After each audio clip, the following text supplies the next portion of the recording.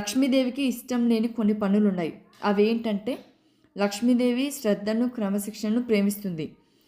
ఎవరన్నా ఆలస్యం చేసినా, నిర్లక్ష్యం ఉన్న చోట లక్ష్మీదేవి నిలబడదు. ఉదయం త్వరగా లేచి ఇంటిని శుభ్రంగా చేసుకోవాలి.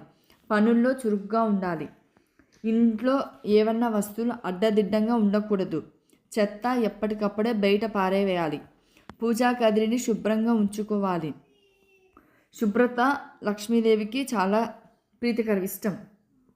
దుర్మార్గం అంటే చెడ్డ మాటలు కానీ, నిందలు కానీ, తిట్లు కానీ, అసభ్య భాష వాడడం వల్ల లక్ష్మీదేవి ఇంట్లో నుంచి వెళ్ళిపోతుంది. ఎప్పుడు మనము మంగళకరమైన మాటలు మాత్రమే మాట్లాడాలి. కోపం, అసూయ, ద్వేషం వంటివి మనసుని కుదింపజేసే భావాలు. లక్ష్మీదేవి ఎప్పుడు ఆనందంగా, శాంతిగా ఉండడానికి ఇష్టపడుతుంది. ఇతరుల విజయాన్ని అసూయతో చూడడం ఆమెకి ఇష్టం ఉండదు. ధనాన్ని అసత్య మార్గంలో సంపాదించకూడదు.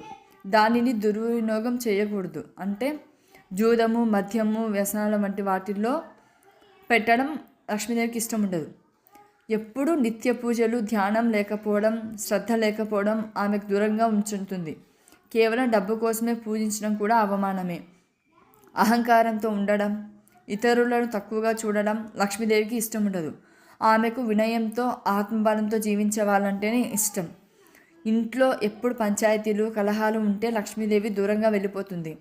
శాంతియుత వాతావరణం ఉండడం లక్ష్మీదేవికి ఇష్టం.